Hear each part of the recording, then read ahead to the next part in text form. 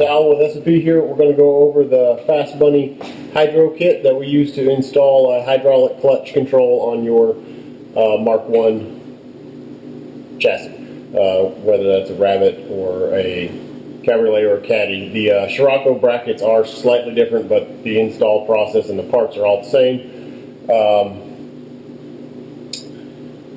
You're going to have two options, either an attached reservoir or a remote reservoir, which comes with a reservoir that you can mount, preferably up in the rain tray.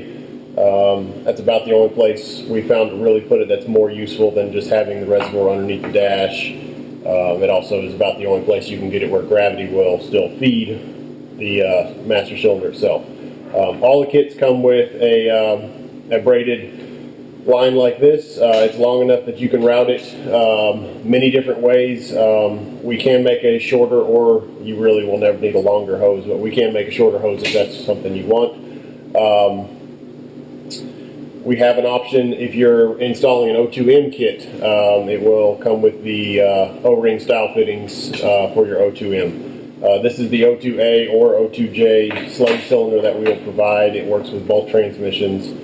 This is your column bracket, hardware for the column bracket, pedal adapter. When you are installing it on the pedal, this is up. Adapter from the master cylinder to the pedal. Hardware to attach the bracket to the chassis, and the pedal adapter to the pedal itself. We'll go over the install in a couple pieces here in the next couple little videos. So we're working on installing our hydro clutch kit into our 1980 Rabbit truck.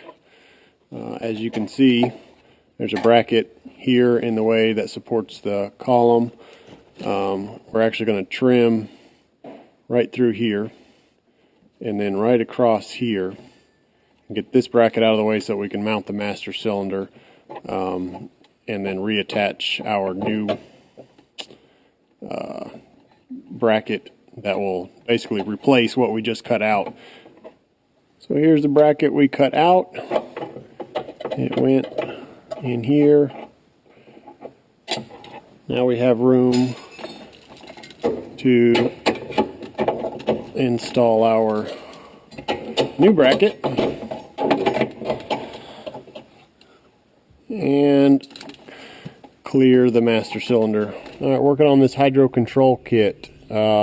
Number one thing you've got to make sure of is that your the rod coming out of the hydro clutch is straight and parallel with the cylinder itself.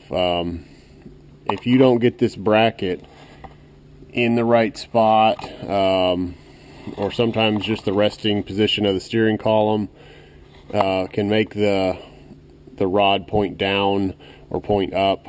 It needs to be straight. If it's not perfectly straight, you will wear the seal out real quick, and neither Willwood nor us are going to warranty the cylinder for obviously improper install. Sometimes to get it seated right, we will loosen the bolt here at this attachment point, and then obviously the one underneath here, right here. We'll loosen them just a little bit, and that will allow us to position the bracket, get the arm straight, and then we tighten everything back down after we have bolted the top bolts into our bulkhead here in the top part of our provided bracket. All right, guys, we're going to finish up this hydraulic install on our Mk1 Caddy. We made sure we got our master cylinder in there. Everything's lined up nice and straight on our pedal. No binding issues. Now we've run our braided line out into the engine bay. You can either run it through the original cable clutch hole, or you can sneak it through. There's a small grommet down underneath this heater cable that will work as well. The cable or the line is long enough for you to do about whatever you want. Run it down to the master or the slave cylinder. Make sure your slave cylinder is bolted in, and you're ready to bleed. It's bleeding just like any other brake or hydraulic system. If you have the remote system, you can set it up here. I'll attach a picture of a bracket that works pretty good for having your remote hydraulic system up here.